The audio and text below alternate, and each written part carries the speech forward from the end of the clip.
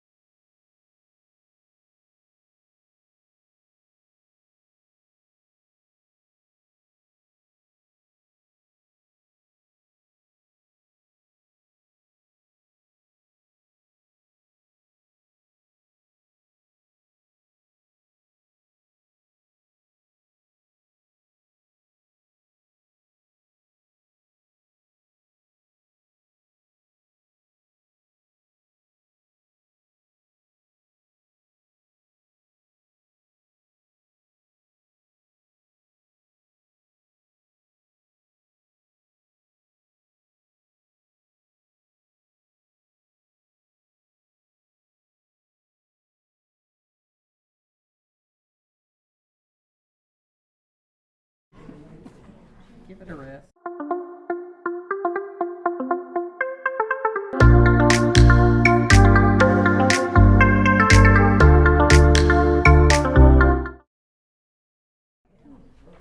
The other thing I heard is I heard that the technology center was. Call meeting to order, please.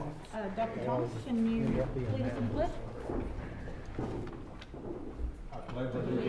To the flag of the United States of America and to the republic for which it stands, one nation, under God, indivisible, with liberty and justice for all.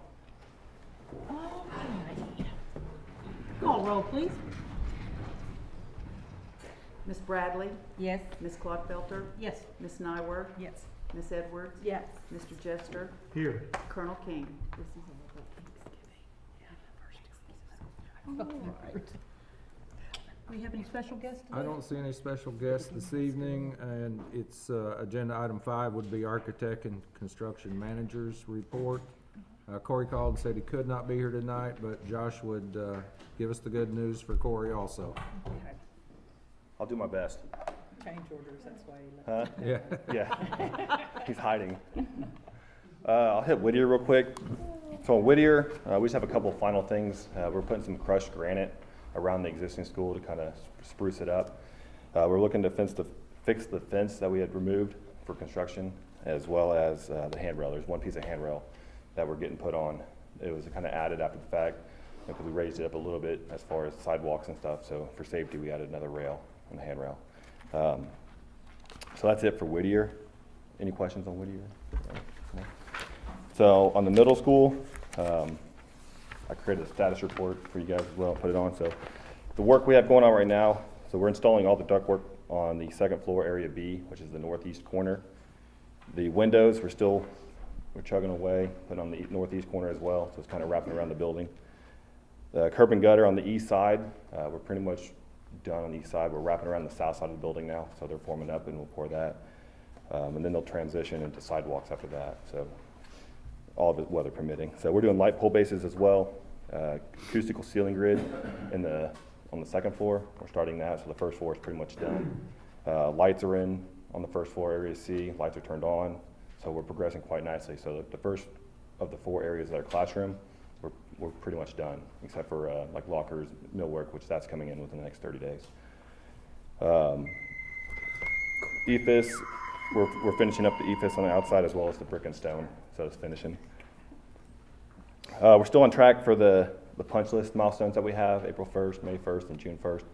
The first one, a lot of it's hinging on the lockers because we changed them on the last change order, which we gave them the green light ahead of time.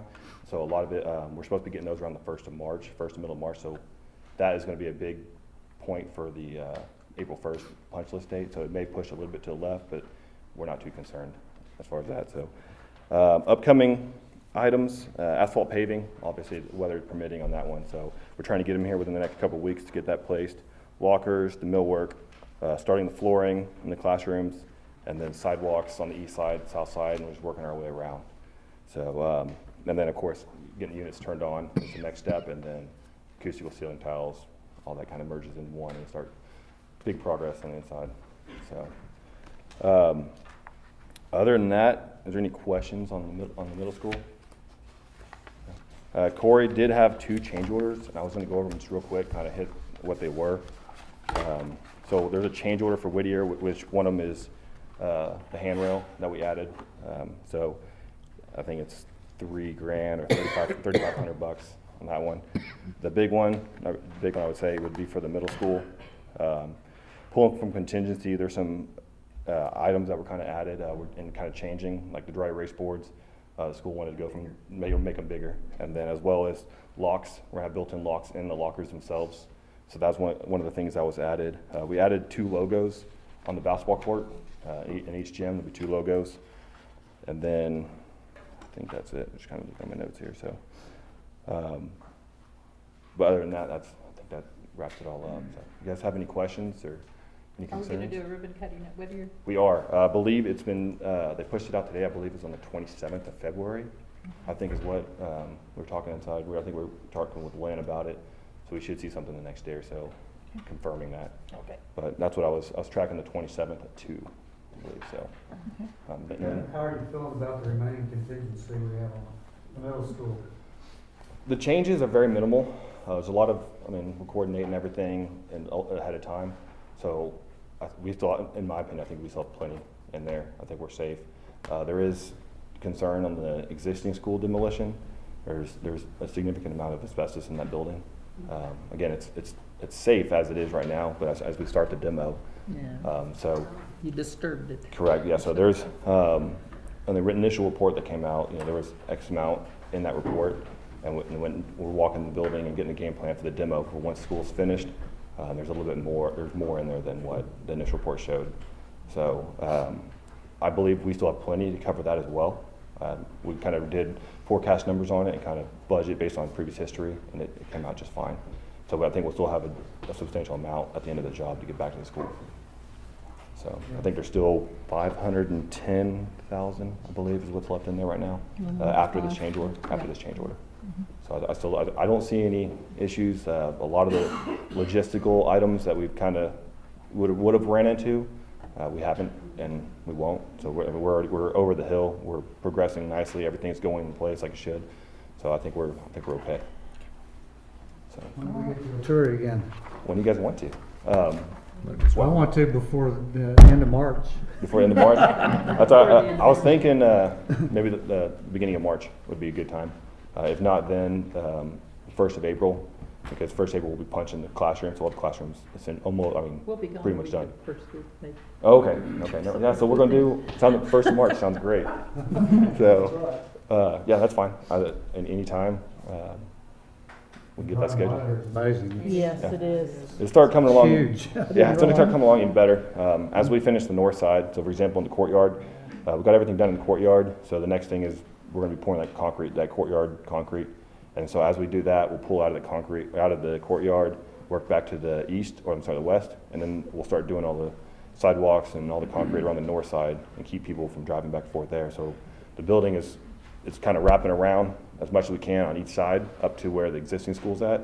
We're going to get everything we can. And before school gets out, and when school gets out, the focus is getting about a third of the building out of the way, because the bus loop is underneath it, as well as the remaining water line, and getting that tore out in place before school starts. That way the building is, the only thing that's going to carry over will be the demo. Demo is going to carry over in fall, but we'll have a fence essentially against the edge of the bus loop on the west side, keeping everybody out. And so we'll have to finish that, we'll tear out the old building, the football field, basketball court, and then the 2 soccer fields will be lacking after August 1st, you would say. So, but yeah, March 1st, I'll reach out to Dr. Tom tomorrow and we'll get something scheduled up. All right, thank you. No problem. Any questions? Any other questions? Thank you very much. Thank you, Just Josh. like he Thank said, you. we're impressed. It's really going up nicely. All right. Again, if you guys have any concerns, anything by me, email me. Glad to answer questions, photos. If you guys want to see special photos of specific things, by all means, just give me And we're still on for the date that you've said before? Yeah, the July 2nd, yes, we're Yes. still tracking that. Okay. There's still, like I said, the only one we're concerned with right now is just because of lockers, and because lockers go in before certain other items, and for sequencing, we kind of we push those off until lockers are in. So lockers are supposed to be coming around the middle of March. And so once we get that, buttoned down for sure, then we'll know what the next finish is. So that's the only one that may push a little bit, but the rest of it's still on track. So, all right? Thank you. All right, thank you. Thank you. Agenda item 6 is departmental report. 6A, you have 2 written reports, one from business operations and one from educational services. We have staff here that could answer questions if you have any on those written reports. Okay, hearing none. Item 6B is an action item, proposed revisions to our 2021 calendar. What about 6, 7, 8? Oh, I'm sorry, I'm ahead. 6B. I'm You're ahead. ahead of me. Okay. Don't look, just let me go. I jumped to 7. It says Dr. Baden, but maybe he's going to introduce someone else to do this. I am. I have been Dr. led to Thomas, believe anyway. Dr. Thomas and board members, as long as I've been here, there's been a great amount of discussion on the school calendar for as far as long as I can remember. And some of the arguments, some of the other expressions of emotion center around starting school 1st, 2nd, 3rd, 4th, 5th, 6th or so of August. Can we have a full week at Thanksgiving? And then, of course, there's air conditioning issues. Air conditioners break down, and that costs money. And also at Thanksgiving, make sure that we have a short week. And short weeks are also probably detrimental to kids and learning. So we established a Blue Ribbon Committee, a really great committee. They've put a lot of hours in trying to take a look at this calendar. We believe that the calendar is an extremely important document that drives a lot of things, and so we've worked very hard on it. And whenever the committee came together, I asked them to start school August the 21st, put in a full week of Thanksgiving, and then importantly, I wanted them to involve every support and certified employee that we could, so that we could have buy-in, consensus, and also gain their insight on what they thought was important. Rick Owens served as chair, did a great job with that. I also would like to introduce the members on this committee because they spend a lot of time on it. Karen Cooksey, Gary Dees, Dr. Regina DeLoach, Joan Gableman, Jean Hastings, Teresa Jackson, Carol McPhail, Barbara Mullen, and Chris Sharkey. And the document that you have in front of you is Chris is largely responsible for tying that all together. And Rick and Chris will present this calendar to you. I would like to just add one more thing. I know that the school start time has been an area that we really want to work on. We know that that's a critical thing that we've been involved with. We are going to change that. I'm not ready to get into that with you right now, but I want you to know that we believe students and staff should be in charge or really help drive school start times, and that's where we'll come back with you to talk about that and discuss it. We know it's important, and we're going to really get after working on it. So I'd like to introduce Mr. Owens and let him start.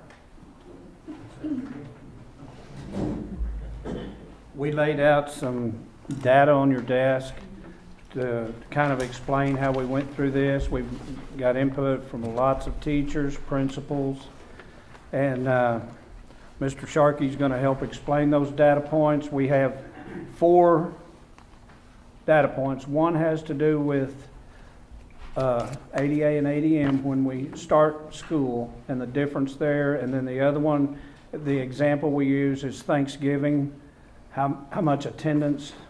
Normally our attendance runs 8 to 9% absentee. November, that Thanksgiving week, it jumps from 10 to 14% absenteeism. And also the other data point there, with the start time of the 21st, we gained 911 kids within 2 weeks. We started on August 9th, and 2 weeks later we had 911 more students. So that's what, those are just examples of the data points that we looked at as we started developing the calendar. And even with Columbus Day, and a principal had input on that. So there you go with that. But Mr. Sharkey's going to come up and explain the definitions and parameters right quick and kind of give you an overview of how this thing came together. Good evening.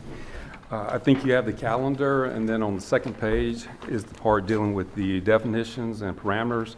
The state gives you two options. You can go 1,080 hours, or you can go 180 days. In the past, we've always went 180 days, and they base that on 180 times 6 hours. So the state has given a little bit more flexibility. As far as what they count toward that 1,080 hours, they will allow you to count 30 hours of in-service professional days. And they will also, that 30 hours equates to about 5 days. 12 hours of parent-teacher conferences, and that's 2 6-hour days, or as you'll see on our calendar, we have 4 half-days that are added. And then with the 1,050.78, that's the amount of instructional time. And I'll go into the definition of instructional time in just a moment, but you'll notice that we have 166 days of instructional time. Now, just to give you a little idea, because sometimes it gets a little confusing, is the length of a school day. We're going from the time the bell rings to the time dismissal. And I use the high school as an example. You'll notice they start at 7:35, they dismiss at 2:25. That's 410 minutes. 410 minutes equals about 6 hours and 50 minutes, or 6.83. The one thing to keep in mind is a lot of people think that's how much time counts toward the 1,080, but that's not correct. What the state requires us to do is take off time for breakfast or lunch if it's during the instructional day. Well, the only part that's during the instructional day is the lunch. So if you look at the length of the instructional day using that same example, you'll take the 410 minutes minus the 30 minutes, that gives us 380 minutes, which equals the 6 hours and 20 minutes, or 6.33. Now, as far as a teacher's obligation, if you look, I think it's policy DL-R1, they're required to give an additional 45 minutes in addition to the total length of the school day. Principals can have them come in 30 minutes early, 15 minutes later, or vice versa. So when you look at that, there's 410 days from the start of the school day to dismissal. You add 45 minutes, that gives 455 minutes, which equals to 7 hours and 35 minutes, which we all know teachers put in a lot more time than that. We all know that. As far as the parameters that we came up with, that's already been mentioned, one, starting school at a later time period, and Mr. Owens covered it. We grew this year alone from August the 9th to August the 11th. August 9th to August 21st, we grew by 911 students. That's the reason we wanted to push it back a little later. All schools have the same length of instructional day. Currently, high school goes 6 hours and 20 minutes of instructional day. The middle schools and elementaries go 6 hours and 15 minutes. When you're trying to make up time or something like that, it can become confusing. So that's why we wanted to really get both the secondary and elementary at 6 hours and 20 minutes. Attendance considered for non-instructional days. And when we look at that, I'll use the Thanksgiving holidays, as Mr. Owens mentioned. That's a big part because Thanksgiving is one of the most traveled holidays that you'll ever see. And our absences on that Monday and Tuesday proved it. Instead of anywhere from 6 to 8% absences, it was anywhere from 10 to 14%. That's the reason we went for a full week on the new calendar as far as absences. The other thing that we also looked at is not to negatively impact anyone's pay. We're going to school less instructional days, but we did not want to hurt any of our staff's time. What we're getting that instructional time in according to the 1,080 hours, but they're just doing it over fewer days. The other thing we wanted to do is reduce the number of professional days. There was a need for 8 professional days. It was requested and the district responded, but now with maybe because we mastered how we can do that, there's not a need for 8 days, and that's why we went from 8 and went down to 5. What we also did was provide you comparison to surrounding school districts. You'll notice that Lawton Public Schools, our instructional day is one of the shorter ones with surrounding districts. Part of that is because when you look at surrounding districts, they have one bus run. all of the kids are picked up at one time. They're all dropped off. And so that helps. When you're running 2 or 3 bus runs, one for the high school, one for the middle school, one for the elementary, you're unless we want to get kids home at 6 o'clock and have 7 hours of instructional time, it's hard. So that's the reason we wanted to give you a comparison. We are one of the shorter instructional days, but part of the reason is because of the number of bus runs we have. And that can be fewer time, the shorter time that we have, it can be as little as 15 minutes to some school districts, or have instructional day that's 40 minutes longer. Now when people look at that, I'll give you an example. There's, with the calendar, you'll notice at the very bottom on the left-hand side, it says 77 times 6.33. That's 487.41 hours, okay? Now, just to give you an example, there's a surrounding school district this year that went 77 days the first semester, but they had 513 hours, and they go about 15 minutes more than us. But you multiply that times 77, they went to school an additional 4.5 days longer than we have, just in the first semester alone. But their second semester, they have more bad inclement weather days and days off. As you look at the calendar, you will notice that it does start with in-service professional days, August 18th, 19th, and 20th. The first day of school will be the 21st. The green, the 18th, 19th, and 20th, again, we're only having 5 professional days. You'll notice them in August. You'll notice them on January the 15th, and then you'll notice it on May the 21st. First day of school will be on August 21st. Last day of school will be on May 30th.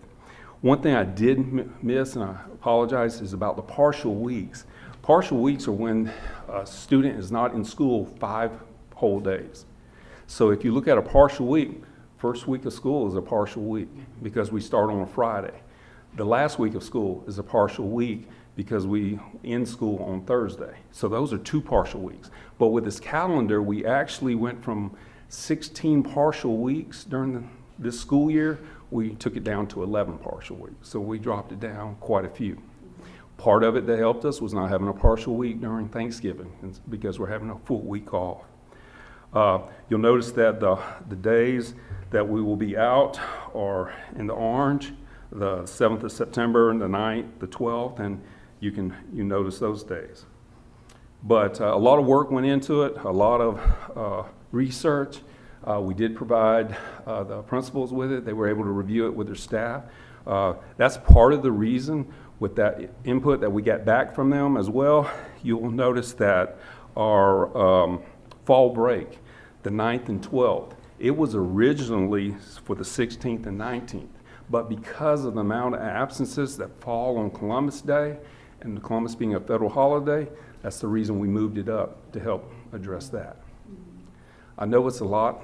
I came at you quick, but do you have any questions? Hopefully I can answer. Have you run this by Great Plains and Cameron? Mr. Owens, I'll let him approach. He did contact Great Plains, make sure they were, they said they could work with us. I did look at, and I just, maybe I wasn't able to find Cameron's schedule for the 2021 year, but I was trying to look at it. I don't know if it coincides with their fall break, but I don't know. I don't know the answer to that. I know one cache, a little ways from us, their fall break actually runs from the 9th of October through the 16th of October. So they're off actually 6 days for fall break. Well, I just know with the number of concurrent enrollment students. Yes, that ma'am. you guys will be talking to them. Yes, ma'am. And I think Mr. Owens spoke with them about At Cameron. VOTEC. Well, and Yeah, Cameron's and got the Cameron. concurrent students, so. And I did call Cameron, and it shouldn't impact our kids any different than it does now. It's kind of like they're still going to have class, ours is different, and we're still going to have football those weeks like we do now. You know, they're still going to be practicing and playing. That's just the way it is as far as the kids know that if they're concurrently enrolled, they're gonna have to go, unless they're concurrently enrolled in our high school. If they're there, of course, they're gonna be okay, because everybody's gonna be gone, but they're still gonna have to attend class at Cameron if it doesn't match up. I did talk to Clarence at Great Plains, and they're great with the calendar. More critical to them is start time. They have a variety of start times given all of their different partner schools, so if we move the high school start time later in the day, that will accommodate their schedule better than we have in the past. So we now have split the semester at Christmas time? Still. At Christmas break? Actually, the first semester would only be 77 days, and then the second semester would be right at 89 days. But it ends before Christmas. Yes, ma'am, that is correct. And then the number of inclement weather days, has that changed? Yes, sir. The number of inclement weather days actually decreased. What we have built into the calendar, if you go back, there's 1,080 hours that we have to have. You'll notice with this, it comes up to 1,092.78. There's 2 inclement weather days built in, so if we needed that. Now, let's come up and let's say we have 3 bad weather days. The first day we could possibly use that we were recommended would have been on April the 5th. If you look at that, it says April 5th, no school, inclement weather day, number 3. If we have to use 4 days, then it would be inclement weather day on April the 2nd. That would be day number 4. The Easter. Yes, it'd be around Easter. Now, I will tell you that there is some flexibility depending on how early you have those bad weather days. If you have 67 days between now and the end of the school year, you could add 5 minutes and make up a day. That's something that we could bring before you at a later time if we still wanted to use April the 2nd, April 5th. That's something we could come back to you. Or if we missed 5 or 6 or 7 days, our next thing would be adding time to the day. That would hope, and that's what you will learn. You very seldom have we ever had to do that, but you know, will next year be the day that we have 6 inclement weather days? I hope not. Yeah. But Hasn't been all that long ago, we had a problem, we had Yeah. some time. exactly. But that's the plan right now. Is we have 2 days built in. If we needed the 3rd day, we could use April 5th. If we needed a 4th day, it would be April 2nd. Well, I just want to thank you guys for all of this work. This is incredible and has been long needed in our district, and I am personally, and every friend I know that has kids in this district are all thrilled. This is really awesome. So I know it was a lot of work on all of your parts, so thank you guys very much. Thank you. And I agree I did with turn it that. I appreciate the work that all of you have done on this. This is a good calendar, and we know it didn't come easy, so thank you all. We had a lot of good input and a lot of good folks working on it. Yes. Thank you And we guys. look forward to the start time conversation. Yes. Yes. Thank you. Yes, thank you so much. I'd like to make a motion we approve the calendar. Second. Second. Mary. Everybody. Call roll. Take your pick. Ms. Bradley? Yes. Ms. Clodfelter? Yes. Ms. Nyworth? Yes. Ms. Edwards? Yes. Mr. Jester? Yes.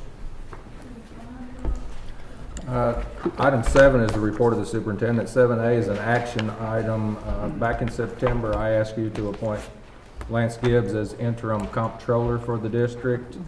And Lance has fulfilled that role and supervised finance and payroll since that time. Worked with Mr. Heim in the last couple of weeks, and we feel that it is time to remove the interim from his appointment and appoint him as comptroller for the district. Move for approval. Second. Call roll. Ms. Bradley? Yes. Ms. Clodfelter? Yes. Ms. Nyworth? Yes. Ms. Edwards? Yes. Mr. Jester? Yes. Thank you. 7B is an action item also and has to do with the Cameron Stadium lease. We're to the point where we need to replace the turf in that stadium. And we have, when the bond was set aside, the SIP funding was set aside for athletic funding. The turf was in there. The bond council has told us we need a contract that runs the length of the expected life of that turf. So I worked with Dr. MacArthur, and we have extended the life of the contract to June 30, 2030. assuming we will get that installed this June. We'll be bringing turf bids back to you very soon. That's the only change. The other thing the bond council required was that we have a buyout clause. If Cameron cancels the contract prior to the end of the 10 years, they have to pay us the unamortized cost of that turf, and that has always been in there. So we didn't have to modify anything. That's there. So we would ask your approval of that contract. Make a motion to approve? Second. Call roll, please. Ms. Bradley? Yes. Ms. Clodfelter? Yes. Ms. Nyworth? Yes. Ms. Edwards? Yes. Mr. Jester? Yes. Action item 7C, you received a letter from me recommending that we start termination proceedings on Blake Loy. We need to set a time, a date, and a place for that hearing. We would propose February 20th after the board meeting in this place. Do I have a we need a motion? Yes, ma'am. We need a Motion to approve? second. Call roll, please. Ms. Bradley? Yes. Ms. Clodfelter? Yes. Ms. Nyworth? Yes. Ms. Edwards? Yes. Mr. Jester? Yes. Thank you. Superintendent's announcements. LPS had their first student signed to ride mountain bikes on scholarship. These days you can get scholarships for a lot of different things. Senior Kai Cordes signed to ride for Fort Lewis College mountain biking team in Colorado, according to the National Interscholastic Cycling Association, nonprofit that promotes middle and high school mountain biking. 25 states with leagues that cover 19,000 student athletes. Also this month, Lawton Public Schools, Great Plains, Cameron, and the city of Lawton will host our AIM class of 2020 apprenticeship, internships, and mentorships with some activities. 20 sophomores from Eisenhower, Gateway, Lawton High, and MacArthur will spend 3 days speaking and taking part in activities and workshops with mentors from across Lawton, exploring different career paths that they may choose to pursue. And we have a couple events taking place during that week. We hope that if you find time to attend those, you may. Yeah. And it's going to be, they get to go to Fort Sill for a whole morning, and wow. You know, it's really good. I talked to one of the mentors just last week, and he said, "Man, it was so great. The kid, and we bonded, and I told him I'd hire him if he'd learn this program." So, okay, awesome. So it's doing what it's supposed to do. Item 8 would be the consent agenda. Well, I was going to say that Kyle Cordes, his mother worked for us at, Yeah. Angela? Yes. Angela, yes. Mhm. Pretty awesome. I need to remove HG1 for the Make a usual. motion to approve the remainder of the consent agenda? Second? Call roll? Ms. Bradley? Yes. Ms. Clodfelter? Yes. Ms. Nyworth? Yes. Ms. Edwards? Yes. Mr. Jester? Yes. Make a motion to approve AG1? Second? Call roll? Out of order here.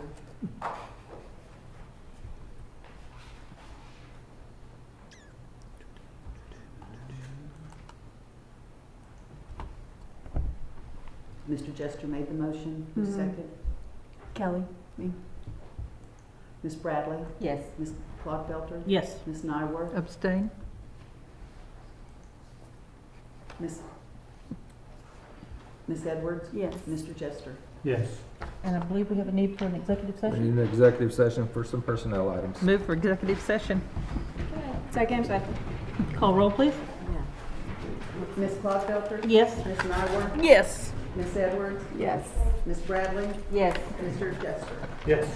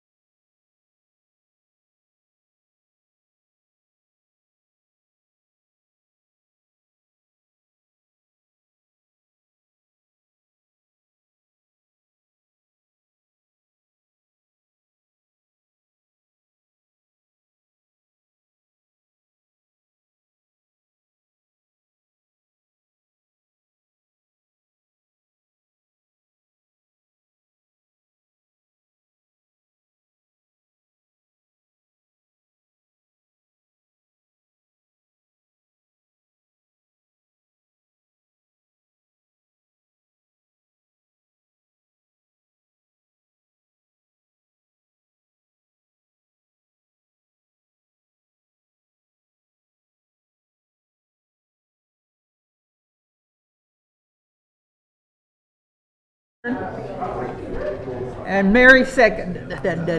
Call roll, please. Ms. Bradley? Yes. Ms. Clodfelter? Yes. Ms. Nyworth? Yes. Ms. Edwards? Yes. Mr. Jester? Yes. Okay, the minutes of the executive session. The Board of Education went into executive session at 5:33 PM. Members present included Carla Clodfelter, President, Patty Nyworth, Vice President, Kelly Edwards, Mary Bradley, and Kent Jester. Others present included Dr. Tom Thomas, Interim Superintendent, and Dr. Ken Baden, Interim Chief Operating Officer. I've been awake a long time today. Items discussed included the employing, promoting, or receiving resignation of individual certified and support salary personnel as listed on the certified and support personnel reports, and the Interim Director of Transportation. During the executive session, the board discussed these items and no other items, and no action was taken, and the board returned to open session at 5:45 PM. And this constitutes the minutes of the executive session. Thank you. Agenda item 9A are the certified and support personnel reports, and we would ask your approval of I those. think it's 13A. Oh, I'm sorry, 13A. I'm at the wrong It does it to me all. Move for place. approval? Second. Call roll, please. Ms. Bradley? Yes. Ms. Clodfelter? Yes. Ms. Nyworth? Yes. Ms. Edwards? Yes. Mr. Jester? Yes. Item 13B would request your approval for the appointment of an interim director of transportation, and that would be Chad Boggs. Move for approval. Second. Call roll, please. Ms. Bradley? Yes. Ms. Clodfelter? Yes. Ms. Nyworth? Yes. Ms. Edwards? Yes. Mr. Jester? Yes. Do we have any new? 14, we have no new business that I'm aware of. All right, we have a motion to, the next regular board meeting is Thursday, February 20th at 5 PM. And then, I guess the other board meeting date would be that we'll have a hearing afterwards. Do we need to? Unless we receive a resignation, we'll have a personnel hearing at the conclusion of that board meeting. Okay. All right, any board announcements? The Lawton Public Schools Foundation Night to Ignite is February 21st. And so just want to encourage anybody who can to please come, right, Kelly? Is it diamonds and denim? Or Denim and diamonds, Denim yes. and diamonds. That's the theme this I year. got my And ticket employee already. tickets are on sale now, and they will sell out. Yes. All right, do I have a motion to, Kent? You do have a motion to adjourn. Second. Call roll, please. Ms. Bradley? Yes. Ms. Clodfelter? Yes. Ms. Nyworth? Yes. Ms. Edwards? Yes. Mr. Jester? Yes. All right. Very good.